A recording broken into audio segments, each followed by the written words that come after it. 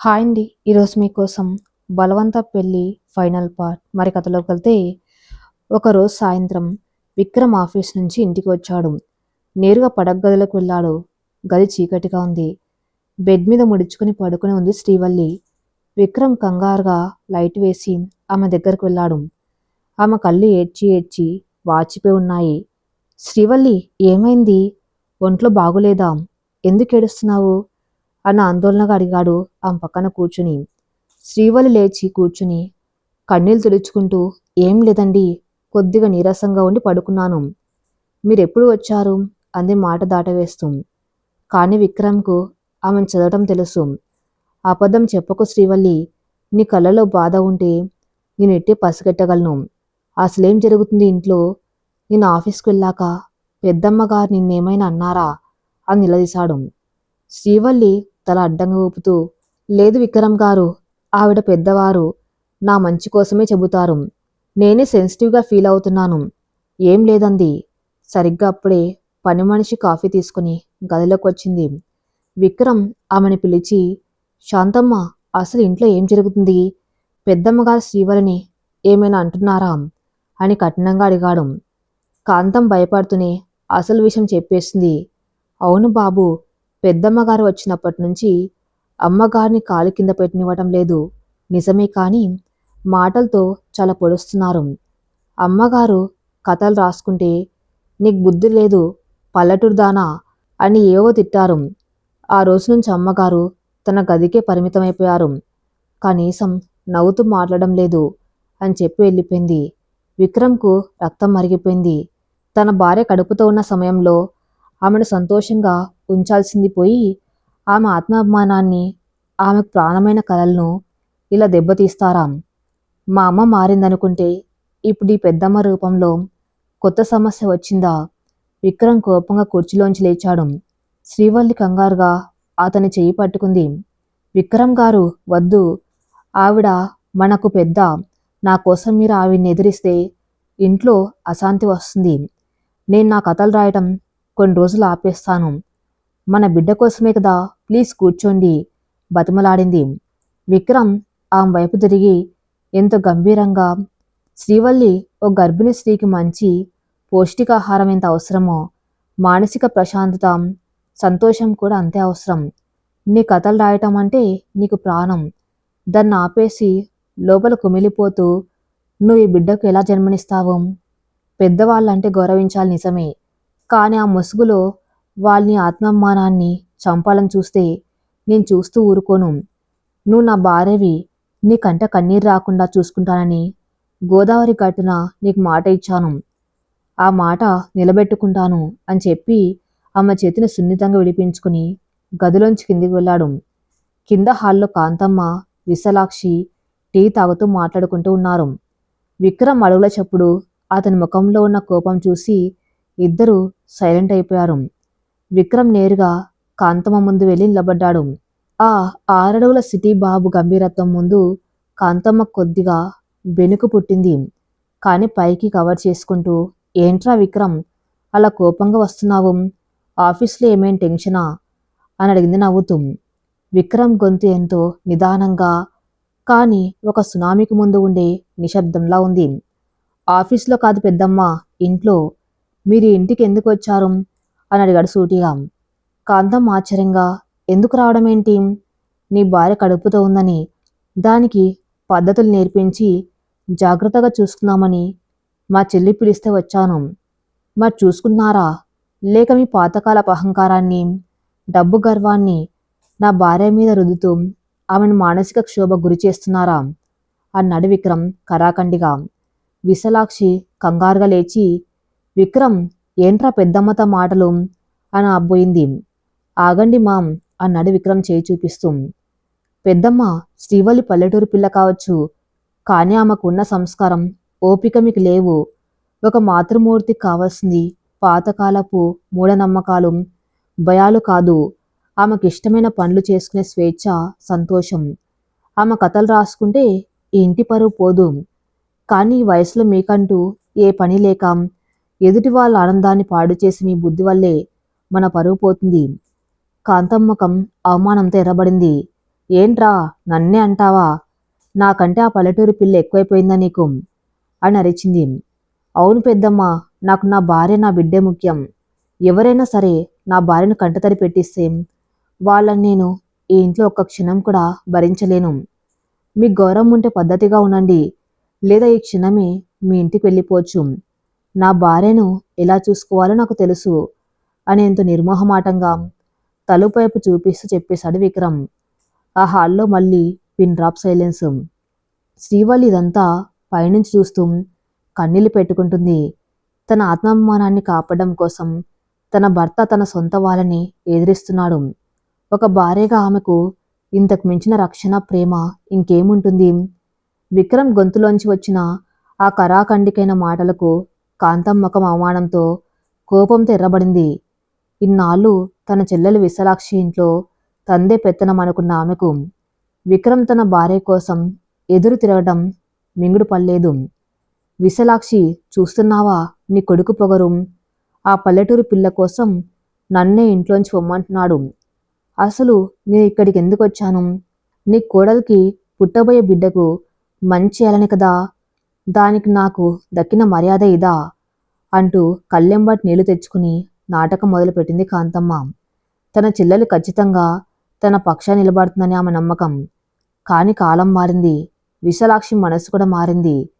విశాలాక్షి నెమ్మదిగా అక్క దగ్గరకు వచ్చి ఎంతో ప్రశాంతంగా, అక్కయ్య, విక్రమన్న మాటలో తప్పేముంది? శ్రీవల్లి నా కోడలు మాత్రమే కాదు, ఈ ఇంటికి వెలుగు తెచ్చిన మహాలక్ష్మి. ఒకప్పుడు నేను కూడా నీలాగే హోదా, ఆస్తి అనే అహంకారంతో దాన్ని ఎన్నో మాటలన్నాను. కానీ నా తప్పులు తెలుసుకుని మారడానికి నా కోడలు ఎంతో సమయం ఇచ్చింది. ఓ గర్భిణీ స్త్రీ కావాల్సింది పాతకాలపు ఆంక్షలు, పత్యాలు కాదు, ఆమెను సంతోషంగా ఉంచే వాతావరణం. దాని కథలు రాయటం ఇష్టం, అందులో తప్పేముంది? నా బిడ్డ సంతోషం కన్నా నాకు నీ పాతకాల పట్టింపులు ముఖ్యం కదక్కయ్యా. విక్రమ్ చెప్పింది కరెక్ట్. దయచేసి వల్లి మనసు నొప్పించే పనులు చేయకు, లేదా నీ ఇష్టం అని ఎంతో స్పష్టంగా చెప్పేసింది. ఆ మాటలు వినగానే కాంతమ్మకు మైండ్ బ్లాక్ అయింది. తన చెల్లెలు కూడా ఆ పల్లెటూరు పిల్ల మాయలో పడిపోయిందని ఆమెకు అర్థమైంది. ఇక్కడ తన నాటకాలిక సాగవని గ్రహించి కోపంగా తన పెట్టె సర్దుకుని ఎవరితోనూ మాట కలపకుండా కారెక్కి తన ఊరికి వెళ్ళిపోయింది కాంతమ్మ. మెట్ల మీద నిలబడి ఇదంతా చూస్తున్న శ్రీవల్లి కళ్ళలో ఆనంద బాష్పాలు. తన భర్త తన ఆత్మాభిమానాన్ని కాపాడమే కాకుండా తన అత్తగారు కూడా ఒక కన్న తల్లిలా తన కోసం నిలబడ్డం ఆమె గుండెను హత్తుకుంది. విక్రమ్ మెట్లు ఎక్కి పైకి వచ్చి ఆమె కన్నీళ్లు తుడుస్తూ, ఇక ఏడవద్దు శ్రీవల్లి, నీ కథల రాతను ఎవరూ ఆపలేరు. వెళ్ళి ప్రశాంతంగా రెస్ట్ తీసుకో అని చెప్పి ఆమెను గదిలోకి తీసుకెళ్లాడు. ఆ సంఘటన తర్వాత సూర్యప్రకాష్ బంగ్లాలో శ్రీవల్లి జీవితం ఒక రాకుమార్లా మారిపోయింది. నెలలు గడిచే కొద్దీ శ్రీవల్లిలో మాతృత్వ కళ ఇమడిస్తుంది. ముఖంలో ఒక వింతైన ప్రశాంతత, అంతుచిక్కని దరహాసం. 8వ నెల ప్రవేశించగానే ఆమె నడకలో చిన్నపాటి అలసట, కాని కళ్ళల్లో బిడ్డను చూడాలన్న అంతులేని ఆశ. విక్రమ్ అయితే ఒక అతి జాగ్రత్త గల భర్తగా మారిపోయాడు. ఆఫీస్లో ఎంత బిజీగా ఉన్నా ప్రతి 2 గంటలకు ఒకసారి ఫోన్ చేసి, శ్రీవల్లి, మందులు వేసుకున్నావా? పాలు తాగావా? మెట్లు దిగవద్దు, నేను వచ్చేదాకా పైనే ఉండు అని 100 ఆంక్షలు పెడుతున్నాడు. ఇంటర్నెట్లో ప్రెగ్నెన్సీ గురించిన పుస్తకాలు చదవటం, బిడ్డ ఎదుగుదల గురించి యాప్స్లో చెక్ చేసుకోవటం అతనికి దినచర్యగా మారింది. ఒక కార్పొరేట్ సీఈఓ తన భార్య కడుపులోని బిడ్డ కోసం ఒక చిన్నపిల్లాలా మారిపోవటం చూసి సూర్యప్రకాష్ రావు గారు మురిసిపోతున్నారు. ఒకరోజు రాత్రి 1 గంట సమయం. చల్లటి గాలి కిటికీగుండా వస్తుంది. విక్రమ్ గాఢ నిద్రలో ఉన్నాడు. శ్రీవల్లికి మెలకు వచ్చింది. ఆమెకున్నట్టుండి ఏదో తినాలనిపించింది. అది మామూలు ఆకలి కాదు, గర్భిణీ స్త్రీలకు కలిగే వింత కోరిక. ఆమెకిప్పుడు పుల్లటి మామిడికాయ ముక్కలు, ఉప్పు కారం దంటించి తినాలని నాలుక పీకుతుంది. పక్కనే నిద్రపోతున్న విక్రమ్ లేపడానికి ఆమెకు మనసొప్పలేదు. నెమ్మదిగా మంచం దిగి లైట్ వేసుకోకుండానే వంటగది వైపు వెళ్లాలని అడుగులు వేసింది. ఆమె కాలిపట్టీల సవ్వడి ఆ నిశ్శబ్ద రాత్రిలో సన్నగా వినిపించింది. వెంటనే విక్రమ్ ఉలిక్కి పల్లేచాడు. పక్కన శ్రీవల్లి లేదు. కంగారుగా బెడ్ లైట్ వేసి చూశాడు. గుమ్మం దగ్గర నిలబడి ఉన్న శ్రీవల్లిని చూసి వేగంగా మంచం దిగి ఆమె దగ్గరికి వెళ్ళాడు. శ్రీవల్లి, ఏమైంది? ఒంట్లో బాగులేదా? ఎందుకు లేచావు? నాకు చెప్పొచ్చు కదా? ప్రశ్నల వర్షం కురిపించాడు విక్రమ్. శ్రీవల్లి సిగ్గుపడుతూ తలదించుకొని, అది కాదు విక్రమ్ గారు, నిద్ర పట్టలేదు, ఏదో తినాలనిపిస్తే అని అంది. విక్రమ్ ఊపిరి పీల్చుకొని, ఓ, ఆకలి వేస్తుందా? ఏం కావాలి చెప్పు, పాలు వేడి చేయమంటావా, లేక యాపిల్ కోసివ్వనా అని ఆతృతగా అడిగాడు. శ్రీవల్లి పెదవులు బిగపట్టి నవ్వు ఆపుకుంటూ, అవి కాదు విక్రమ్ గారు, నాకిప్పుడు పుల్లటి పచ్చి మామిడికాయ ముక్కలు ఉప్పు కారం కలుపుకొని తినాలని ఉంది. అందుకు చిన్నపిల్లల విక్రమ్కు ఒక క్షణం ఏం మాట్లాడాలో అర్థం కాలేదు. రాత్రి 1 గంటకు పచ్చి మామిడికాయ? శ్రీవల్లి, ఇప్పుడు రాత్రి 1 గంట. ఫ్రిడ్జ్లో యాపిల్స్, గ్రేప్స్ ఉన్నాయి, కానీ మామిడికాయలు లేవు. ఉదయం తెప్పిస్తాన్లే, పడుకోవా అని బతిమలాడాడు. శ్రీవల్లి ముఖం చిన్నబోయింది. పర్లేదులేండి అని నిరాశగా మంచంపైకి నడిచింది. ఆ ముఖం అలా వాడిపోవటం చూసి విక్రమ్ తట్టుకోలేకపోయాడు. హే, ఆగు! నా భార్యకు మామిడికాయ తినాలనిపిస్తే అది తెచ్చిపెట్టలేని అసమర్థున్నా నేను. జస్ట్ 10 నిమిషాలు ఆగని చెప్పి తన ట్రాక్ ప్యాంట్ మీద ఒక టీషర్ట్ వేసుకుని కార్ కీస్ తీసుకుని బయటకు పరిగెత్తాడు. శ్రీవల్లి ఆశ్చర్యంగా కిటికీలోంచి చూస్తుంది. రాత్రిపూట కారు వేసుకుని ఎక్కడికి వెళ్తున్నారో అని ఆమె కంగారుగా ఉంది. అర్ధగంట తర్వాత విక్రమ్ తిరిగి వచ్చాడు. అతని చేతిలో ఒక కవర్ ఉంది. ఆ కవర్లో 2 తాజా పచ్చి మామిడికాయలున్నాయి. శ్రీవల్లి కళ్ళు ఆనందంతో మెరిశాయి. ఎక్కడి నుంచి తెచ్చారండి ఈ రాత్రిపూట అని అడిగింది. విక్రమ్ నవ్వుతూ, మన అపార్ట్మెంట్ వెనక ఒక బండ్లవాడు ఎప్పుడు ఉంటాడు కదా, వాడి ఇంటికి వెళ్ళి మరి తలుపు తట్టి లేపి 500 నోటు ఇచ్చి ఈ 2 మామిడికాయలు తీసుకొచ్చాను. నా కొడుకు కోరిక తీర్చకపోతే ఎలా అంటూ వంటగదిలోకి వెళ్ళి ఆ కాయలను శుభ్రంగా కడిగి సన్నటి ముక్కలుగా కోసి ఒక పింగాణి ప్లేట్లో ఉప్పు కారం చల్లి తీసుకొచ్చాడు. శ్రీవల్లి ఆ ముక్కల్ని ఎంతో ఇష్టంగా తినడం మొదలుపెట్టింది. ఆ మొహంలో కనపడుతున్న ఆ తృప్తిని చూస్తూ విక్రమ్ ఆమె పక్కనే మంచం మీద కూర్చున్నాడు. ఆమె తింటున్న తీరు చూస్తూ ఉంటే అతనికి ముచ్చటేసింది. సరిగ్గా అప్పుడే శ్రీవల్లి ఒక్కసారిగా తిండం ఆపేసి కళ్ళు పెద్దవి చేసి తన కడుపు మీద చేయి వేసుకుంది. విక్రమ్ కంగారుగా, ఏమైంది శ్రీవల్లి? కడుపులో నొప్పిగా ఉందా? డాక్టర్కి కాల్ చేయనా అని తన ఫోన్ తీశాడు.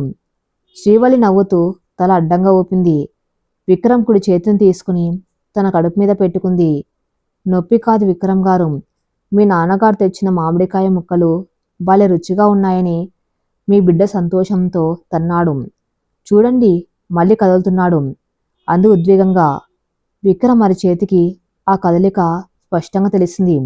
కడుపులోంచి ఒక చిన్న పాదమో చెయ్యో తన తండ్రి స్పర్శను తాకుతున్నట్టుగా అనిపించింది. ఆ క్షణంలో విక్రమ్ కలిగిన అనుభూతి వర్ణాతీతం.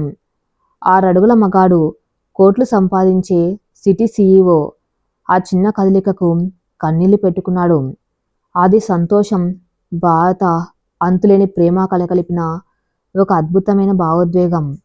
విక్రమ్ నెమ్మదిగా ఆమె కడుపు మీద ముద్దు పెట్టి, థ్యాంక్యూ శ్రీవల్లి, ఈ క్షణాన్ని నా జీవితంలో మర్చిపోలేను. వాడు ఖచ్చితంగా నాలాగా అల్లరివాడవుతాడు అని అన్నాడు. శ్రీవల్లి అతని కుర్ల నిమురుతూ, మీలాగే గొప్ప మనసున్నవాడవుతాడు అంది వెచ్చగా నవ్వుతూ. ఆ రాత్రి వారిద్దరి మధ్య ఆ పుల్లటి మామిడికాయ ఒక మధురమైన జ్ఞాపకంగా మిగిలిపోయింది. కొద్ది రోజుల్లోనే శ్రీవల్లికి సీమంతం చేయడానికి సన్నాహాలు మొదలయ్యాయి. ఒకప్పుడు శ్రీవల్లి తండ్రి రామచంద్రరావు గారు వస్తే చులకనగా చూసిన విశాలాక్షి ఇప్పుడు ఆయన్ని స్వయంగా ఫోన్ చేసి ఆహ్వానించింది. బావగారు, మీ అమ్మాయి సీమంతం, మీరు వచ్చి అన్ని దగ్గరుండి చూసుకోవాలి. ఇది మీ ఇల్లు అని మనస్ఫూర్తిగా పిలిచింది. రామచంద్రరావు గారు తమ ఊరు నుంచి బంధువులను తీసుకుని 1 వారం ముందే హైదరాబాద్ చేరుకున్నారు. ఆయన రాకతో శ్రీవల్లి సంతోషానికి అవధులు లేవు. తండ్రి ఒళ్ళు తలపెట్టుకుని గారాబంగా ఎన్నో కబుర్లు చెప్పింది. విక్రమ్ కూడా మామయ్య గారికి ఎలాంటి లోటు రాకుండా అన్ని స్వయంగా చూసుకున్నాడు. సూర్యప్రకాష్ బంగ్లా ఒక కళ్యాణ మండపంలో ముస్తాబైంది. ఎటు చూసిన పచ్చని మామిడి ఆకుల తోరణాలు, అరటి స్తంభాలు, బంతిపూల మాలలు. విశాలాక్షి ఈ వేడుకను ఎంత ఘనంగా, సాంప్రదాయబద్ధంగా చేయాలో అంత పక్కగా ప్లాన్ చేసింది. హైదరాబాదులోని విఐపీలంతా ఆ వేడుకకు ఆహ్వానించబడ్డారు. సీమంతం రోజు ఉదయం గాల్లో పారిజాతాల సువాసన, సన్నాయి మేళం మ్యూజిక్ పండగ వాతావరణాన్ని తీసుకువచ్చాయి. శ్రీవల్లి గదిలో ముస్తాబవుతుంది. ఒక నిండు చూలానికి ఉండవలసిన కళ అంతా ఆ ముఖంలో ఉట్టిపడుతుంది. విశాలాక్షి స్వయంగా తీసుకొచ్చిన ఒక అద్భుతమైన ఆకుపచ్చ రంగు కంచిపట్టు చీర కట్టుకుంది శ్రీవల్లి. ఆకుపచ్చ రంగు వృద్ధికి సంతానానికి చిహ్నం. ఆ చీర మీద స్వచ్ఛమైన బంగారు జరీతో వేసిన మామిడి పిందెల డిజైన్ ఉంది. మెల్లో వజ్రాల హారం, కాసుల పేరు, చేతులకు నిండుగా పచ్చని గాజులు, నుదుట్న ఎర్రటి కుంకుమ, నిండా మల్లెపూలు. అద్దం ముందు నిలబడిన శ్రీవల్లిని చూసి విశాలాక్షి కళ్ళకు అద్దుకుంది. దిష్టి తగులుతుందేమో నా కోడలికి, సాక్షాత్తు పార్వతీదేవిలా ఉన్నావు శ్రీవల్లి అంటాం బుగ్గన కాటుక చుక్క పెట్టింది అత్తగారు. ఒక అత్తగారు కోడలికి ఇంతటి ప్రేమను పంచడం చూసి శ్రీవల్లి కళ్ళు చెమ్మగిల్లాయి. మండపంలో పూజలు మొదలయ్యాయి. సూర్యప్రకాశ్ రావు గారు, రామచంద్రరావు గారు పక్కపక్కనే కూర్చుని మురిసిపోతున్నారు.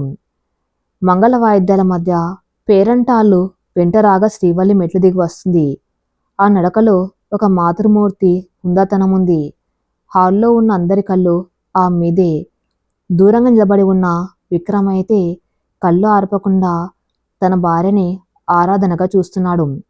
ఆమె చీరకట్టు, ఆమె నడక, ఆమె కడుపులో పెరుగుతున్న తన ప్రాణం, ఇవన్నీ చూస్తుంటే అతని గుండె గర్వంతో ఉబ్బిపోతుంది. శ్రీవల్లిని ఒక పెద్ద వెండిపీట మీద కూర్చోబెట్టారు. ముందుగా విశాలాక్షి వచ్చి కోడలు నుదిరిన గంధం, కుంకుమ పెట్టి ఆమె ఒళ్ళో పండ్లు, పూలు, పసుపు కుంకుమలు పోసింది. ఆ తర్వాత చేతులకు అపురూపంగా పచ్చని గాజులు తొడిగింది. శ్రీవల్లి అత్తగారి పాదాలకు నమస్కరించింది. విశాలాక్షి ఆమెను లేవనెత్తి కౌగిలించుకుని దీవించింది. తర్వాత రామచంద్రరావు గారు వచ్చారు. తన కూతుర్ని అలా చూసి ఆ తండ్రి ఆనందానికి అవధులు లేవు.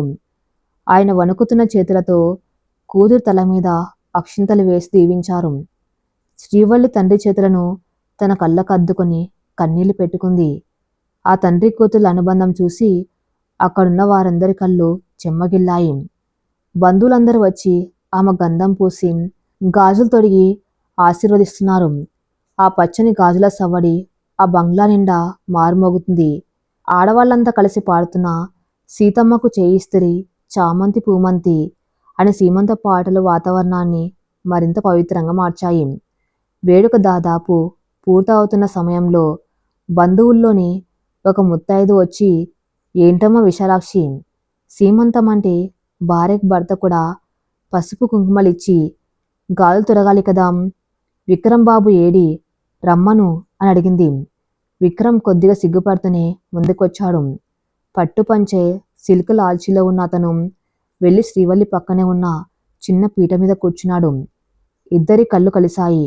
ఆ చూపుల్లో వేలాది పదాలు, అంతులేని ప్రేమ దాగి ఉన్నాయి.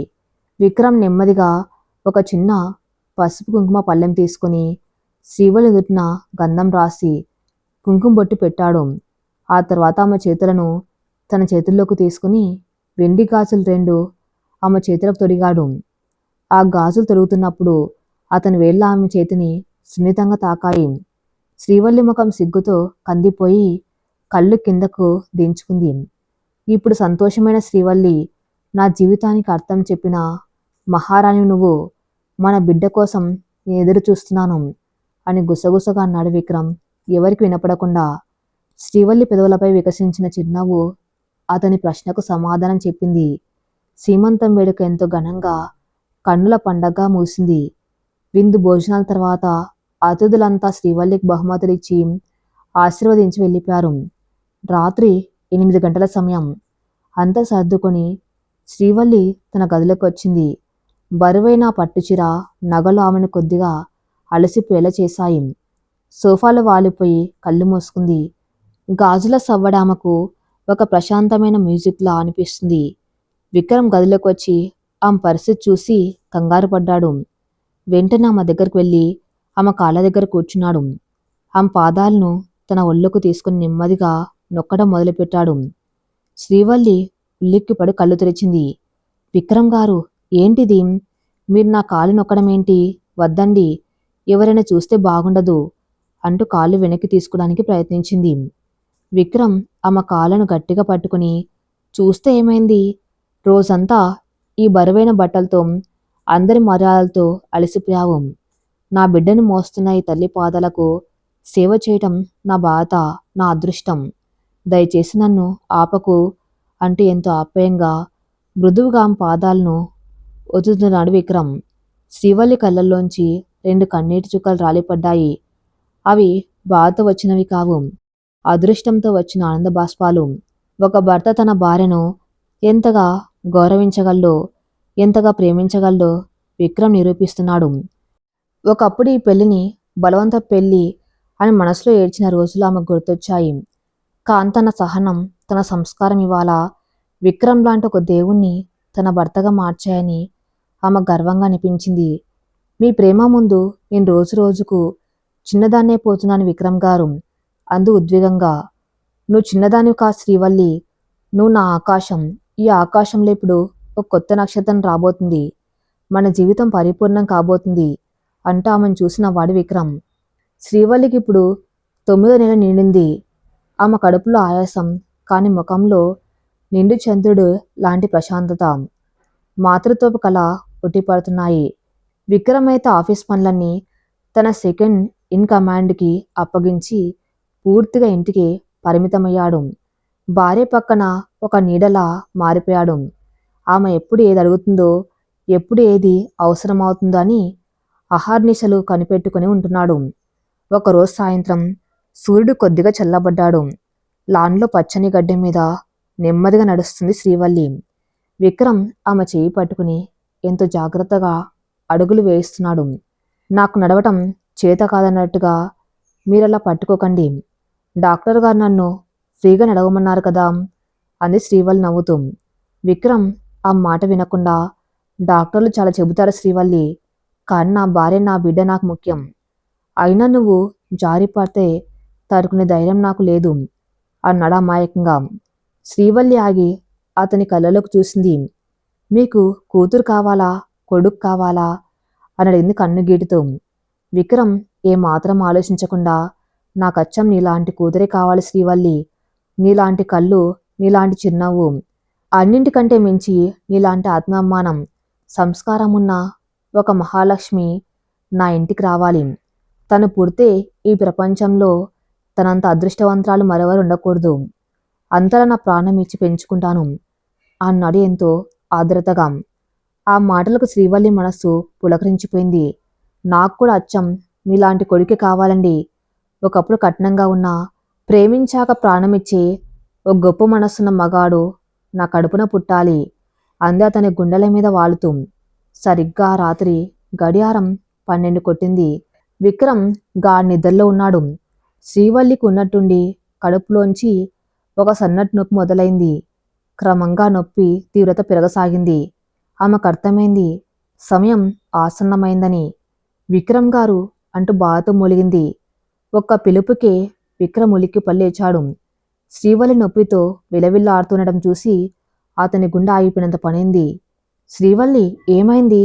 నొప్పులు వస్తున్నాయా అంటూ కంగారుగా ఆమెను పట్టుకున్నాడు. వెంటనే గట్టిగా మామ్, డాడ్ అని అరిచాడు. విశాలాక్షి పరుగు పరుగున వచ్చింది.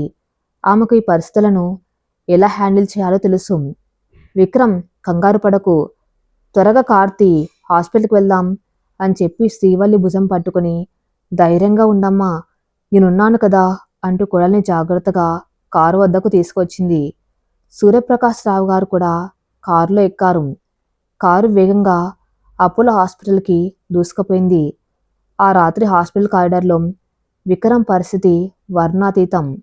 అతనికి చెమటలు పడుతున్నాయి, చేతులు వణుకుతున్నాయి. డాక్టర్లు శ్రీవల్లిని లేబర్ రూమ్లోకి తీసుకెళ్లారు. లోపల నుంచి శ్రీవల్లి అరుస్తున్న అరుపులు వినిపిస్తూ ఉంటే విక్రమ్కు ప్రాణం పోతున్నట్టుగా ఉంది. మామ్, శ్రీవల్లికి ఏం కాదు కదా, తను నా కోసం చాలా కష్టపడుతుంది మామ్ అంటూ చిన్నపిల్లాళ్ళ తల్లి భుజం మీద తలపెట్టి ఏడ్చేశాడు కోటీశ్వరుడైన ఆ సీఈఓ. విశాలాక్షి కొడుకు తల నిమురుతూ, పిచ్చివాడా, మాతృత్వం అనేది ఒక ఆడదానికి పునర్జన్మ లాంటిది. దేవుడి దయ వల్ల వల్లికి బిడ్డకి ఏమీ కాదు. నువ్వు ధైర్యంగా ఉండు అని ఓదార్చింది. మరుసటి రోజు ఉదయం 6 గంటలు రాజమండ్రి నుంచి కంగారుగా బయలుదేరిన రామచంద్రరావు గారు కూడా హాస్పిటల్కి చేరుకున్నారు. ఆయన్ని చూడగానే విశాలాక్షి వెళ్ళి, బావగారు కంగారు పడకండి, లోపల డాక్టర్లు చూస్తున్నారు అని ధైర్యం చెప్పింది. సరిగ్గా అప్పుడే లేబర్ రూమ్లోంచి ఒక పసికందు ఏడుపు స్పష్టంగా వినిపించింది. ఆ ఏడుపు వినగానే కారిడార్లో ఉన్న నలుగురు ఊపిరి ఆగి మళ్ళీ పీల్చుకున్నట్టయింది. విక్రమ్ కళ్ళల్లోంచి ఆనంద బాష్పాలు దానంతట అవే రాలిపడ్డాయి. డాక్టర్ సుమతి గారు బయటకు వచ్చి ముఖాన ఉన్న మాస్క్ తీసి చిరునవ్వుతో, కంగ్రాచులేషన్స్ విక్రమ్, దేవుణ్ణి కోరిక విన్నాడు. నీకు అందమైన ఆడపిల్ల పుట్టింది. తల్లి బిడ్డ ఇద్దరు సంపూర్ణ ఆరోగ్యంగా ఉన్నారు అని చెప్పింది. విక్రమ్ ఆనందం పట్టలేక డాక్టర్ చేతులు పట్టుకుని ఏడ్చేశాడు. సూర్యప్రకాశ్ రావు గారు, రామచంద్రరావు గారు ఒకరినొకరు కౌగలించుకుని మురిసిపోయారు. విశాలాక్షి చేతులు జోడించి దేవునికి దండం పెట్టుకుంది. నర్సు ఆ పసికందును తెల్లటి టవల్లో చుట్టి తీసుకొచ్చి విక్రమ్ చేతిలో పెట్టింది. విక్రమ్ ఆ చిన్నారిని తన చేతిలోకి తీసుకున్నాడు. లేత గులాబీ రంగులో మూసిన కళ్ళతో ఉన్న ఆ పసికందు అచ్చం శ్రీవల్లికి జిరాక్స్ కాపీలా ఉంది. ఆ చిన్నారి వేళ్ళు విక్రమ్ వేలును పట్టుకోగానే అతనిలోని సమస్త అహంకారం, కఠినత్వం కరిగి నీరైపోయాయి. ఒక తండ్రికి అతను పొందిన ఆ తొలి స్పర్శ అతని జీవితానికి ఒక పరిపూర్ణమైన అర్థాన్నిచ్చింది. విక్రమ్ నెమ్మదిగా శ్రీవల్లి ఉన్న రూంలోకి వెళ్ళాడు. శ్రీవల్లి ఎంతో అలసిపోయి ముఖం పాలిపోయి ఉన్న ఆమె కళ్ళల్లో ఉన్న విషేతకు ఉండి వెలుగు ఉంది. విక్రమ్ బిడ్డను ఎత్తుకుని ఆమె దగ్గరికి వెళ్ళాడు. మంచం పక్కన మోకాల మీద కూర్చుని ఆ బిడ్డను శ్రీవల్లి పక్కన పడుకోబెట్టాడు. శ్రీవల్లి నెమ్మదిగా కళ్ళు తెరిచి తన కూతురిని చూస్తుంది. ఆ మాతృమూర్తి పెదవులపై వికసించిన నవ్వు ముందు ప్రపంచంలోని అద్భుతాలన్నీ చిన్నబోయాయి. విక్రమ్ ఆమె నుదుటి మీద సున్నితంగా ముద్దు పెట్టి, థ్యాంక్ యూ శ్రీవల్లి, నాకు ఒక కొత్త జన్మనిచ్చావు. నా జీవితంలోకి ఒక దేవతను తీసుకొచ్చావు. తను అచ్చం నీలాగే ఉంది అన్నాడు గద్గద స్వరంతో. శ్రీవల్లి విక్రమ్ చేయి పట్టుకుని, మన ప్రేమకు ప్రాణం పోసాను విక్రమ్ గారు, మీరివాళ ఒక తండ్రయ్యారు అంది కన్నీళ్లతో. ఆ గదిలో ఉన్నది ముగ్గురు మనుషులు కాదు, అంతులేని అనురాగాలతో ఏకమైన ఒకే ఒక ప్రాణం. బయట నుంచి లోపలికి వచ్చిన రామచంద్రరావు గారు, విశాలాక్షి, సూర్యప్రకాశ్ రావు గారు ఆ బిడ్డను చూసి మురిసిపోయారు. విశాలాక్షి ఆ బిడ్డను ఎత్తుకుని రామచంద్రరావు గారి చేతిలో పెట్టింది. చూడండి బావగారు, మీ మనవరాలు, మీ కూతురు నా ఇంటి పరువు నిలబెట్టింది. ఈ బిడ్డ రూపంలో మన రెండు కుటుంబాల బంధం శాశ్వతమైంది అంది చేతులు జోడిస్తూ. రామచంద్రరావు గారికి ఆనందంతో మాటలు రాలేదు. 3 నెలల తర్వాత సూర్యప్రకాశ్ బంగ్లా అంతా మామిడి ఆకులు, బంతిపూలతో ముస్తాబైంది. బంధుమిత్రులు, వ్యాపార ప్రముఖులతో ఇల్లంతా కోలాహలంగా ఉంది. ఈరోజు ఆ చిన్నారి బారసాల లాన్లో వేసిన పెద్ద పందిరి కింద ఉయ్యల అలంకరించి ఉంది. శ్రీవల్లి ఒక అద్భుతమైన ఎరుపు రంగు కంచిపట్టు చీరలో, విక్రమ్ నేవీ బ్లూ కలర్లో ఒక పర్ఫెక్ట్ జంటల పీటల మీద కూర్చున్నారు. పూజారి మంత్రాల మధ్య విక్రమ్ ఆ చిన్నారిని తన ఒళ్ళోకి తీసుకున్నాడు. విక్రమ్ ఆ బిడ్డ చెవిలో 3 సార్లు నెమ్మదిగా పేరును ఉచ్చరించాడు. ఆ తర్వాత మైక్ తీసుకుని అందరికి వినపడేలాగా, ఈరోజు నా కూతురి పేరును మీకు పరిచయం చేస్తున్నాను. నా జీవితంలో అహంకారం నిండిపోయినప్పుడు తన సంస్కారంతో నన్ను మార్చిన నా భార్య లక్షణాలు నా కూతురికి రావాలని నేను తన పేరు సంస్కృతి అని నిర్ణయించాను. ఇకపై తను సంస్కృతి సూర్యప్రకాశ్ అని గర్వంగా ప్రకటించాడు విక్రమ్. అందరూ చప్పట్లతో ఆ పేరును ఆశీర్వదించారు. సూర్యప్రకాశ్ రావు గారు తన మనవరాలి పేరును విని ఎంతో మురిసిపోయారు. శ్రీవల్లి కళ్ళల్లో అయితే ఆనంద బాష్పాలు ఆగడం లేదు. ఒక భర్త తన భార్య సంస్కారాన్ని గౌరవించి అదే పేరును కూతురికి పెట్టడం కంటే గొప్ప బహుమతి ఏముంటుంది? శ్రీవల్లి విక్రమ్ కలిసి ఆ చిన్నారి సంస్కృతిని పూలతో అలంకరించిన ఉయ్యల్లో పడుకోబెట్టారు. పేరంటాళ్ళందరూ కలిసి జూలపాట్లు పాడుతున్నారు. రామచంద్రరావు గారు విశాలాక్షి పక్కపక్క నిలబడి ఆ దృశ్యాన్ని చూసి ఆనందిస్తున్నారు. ఒకప్పుడు రెండు భిన్నమైన ప్రపంచాలుగా ఉన్న ఆ కుటుంబాలు ఇప్పుడు ఒకే దారంతో అల్లిన పూలమాల్ల మారిపోయాయి. రాత్రి 10 గంటలు. బంధువులంతా వెళ్ళిపోయారు. ఇల్లంతా ప్రశాంతంగా మారింది. చల్లటి వెన్నెల కాంతి బాల్కన్లో పడుతుంది. ఉయ్యల్లో సంస్కృతి ప్రశాంతంగా నిద్రపోతుంది. శ్రీవల్లి ఆ ఉయ్యల దగ్గర నిలబడి తన బిడ్డను ఆరాధనగా చూస్తుంది. విక్రమ్ గదిలోకి వచ్చి శ్రీవల్లి వెనుకగా నిలబడి ఆమె నడుము చుట్టూ తన చేతులు వేసి ఆమె భుజం మీద తన గడ్డాన్ని వాల్చాడు. ఏం ఆలోచిస్తున్నావు శ్రీవల్లి అని నెమ్మదిగా అడిగాడు. శ్రీవల్లి అతని చేతుల మీద తన చేతులను వేస్తూ, మన ప్రయాణం గురించి ఆలోచిస్తున్నాను విక్రమ్ గారు. ఒకప్పుడు మీరు నన్ను చూడ్డానికి కూడా ఇష్టపడలేదు. నేను ఈ ఇంటికి వచ్చాక అడుగడుగునా కన్నీళ్లు పెట్టుకున్నాను. ఈ పెళ్లిని అందరూ ఒక బలవంత పెళ్ళన్నారు. విధి అన్న నాటకంలో మనం బలిపశువులం అయ్యామని నేను ఎంతగానో కుమిలిపోయాను అంది గతాన్ని గుర్తు చేసుకుంటూ. విక్రమ్ ఆమెను తన వైపుకు తిప్పుకొని కళ్ళలోకి సూటిగా చూశాడు. అవును శ్రీవల్లి, నేను అహంకారిని, డబ్బుతో దేనైనా కొనొచ్చు అనుకున్న మూర్ఖుణ్ణి.